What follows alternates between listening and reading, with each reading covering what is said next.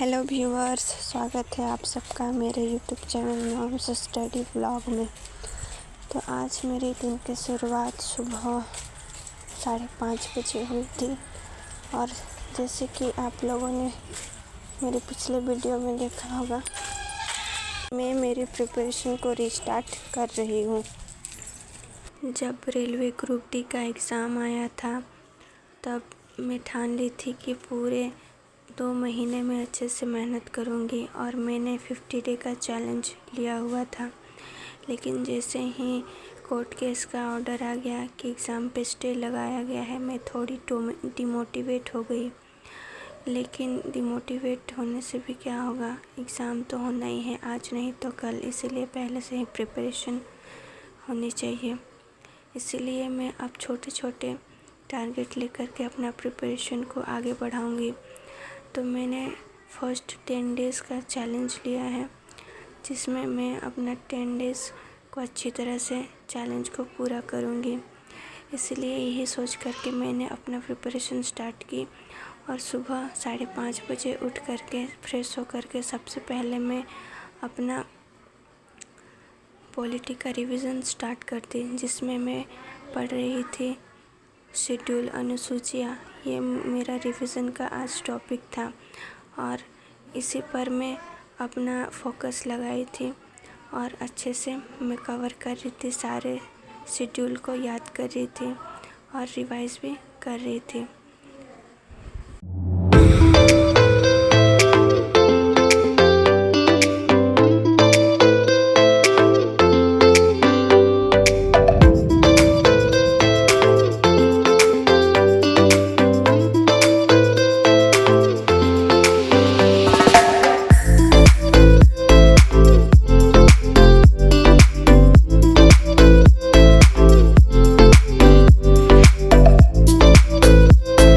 से मैं अपना पॉलिटी चैप्टर को रिवीजन की और लगभग से सुबह का 1.5 घंटा मैं अपना स्टडी पे दी, क्योंकि आज संडे था, रिया का भी स्कूल नहीं था।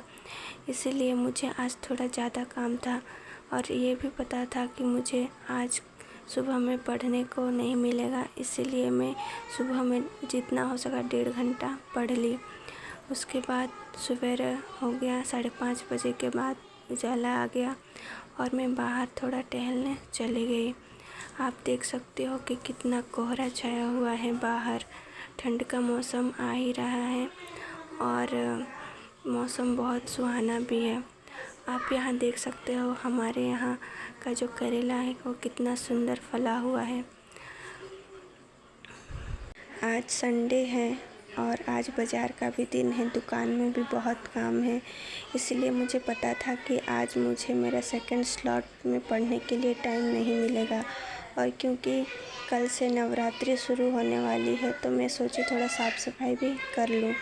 तो इससे पहले मैं आ गई किचन और आज हम लोग किचन में बनाने वाले हैं, हमारे ब्रेकफास्ट में हम बनाएंगे पत्तल पीठा, जो कुछ इस तरह से दिखती है। इससे क्या करते हैं ना, जो नॉर्मल चावल होती है उसमें थोड़ा उड़द का दाल मिला करके भिगोया जाता है और भिगो करके उसे मोटा से पीसा जाता है और पीसने के बाद इस तरह का पत्ता में भर करके उसे उबले पानी में बॉईल किया जाता है और बॉईल होने के बाद ये कुछ इस तरह से दिखता है। जैसे कि आप देख रहे हो, मैं जैसे जैसे खोल रही हूँ ये जम चुका है और ये खाने में बहुत टेस्टी लगता है। इसे फिर क्या करते हैं, हम छोटा छोटा पीस काट करके सरसों मिर्च में इसे फ्राई करते हैं और कोई भी चटनी के साथ ये खाने में बहुत टेस्टी लगता है। तो चलिए बनाते हैं।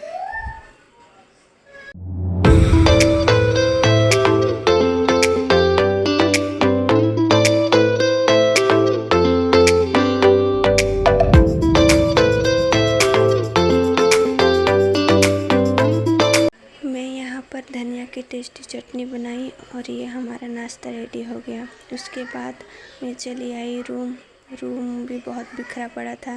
रिया को ये जो रोटी है वो खाना अच्छा नहीं लगता, इसलिए इसके लिए मैं पराठा बना दी थी और उसके बाद मैं अपना बिस्तर समेटने लग गई। फिर रिया का भी स्कूल नहीं था तो आज वो दिन भर बहुत मस्ती की होमवर्क करने से बहुत मुकरती है, लेकिन वो बदमाशी बहुत ज़्यादा करती है, इसीलिए उसके साथ टाइम स्पेंड करना बहुत थोड़ा हेक्टिक हो जाता है। आप देख सकते हो वो कैसे मेरे स्टडी टेबल पे मस्ती कर रही है।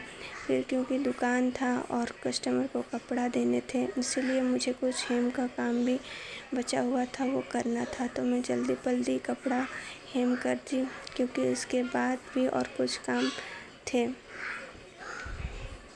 कल से नवरात्रि स्टार्ट हो रही है, तो मैं सोची सारे कपड़े, बेडशीट और पिलो कवर वगैरह साफ़ कर दूं।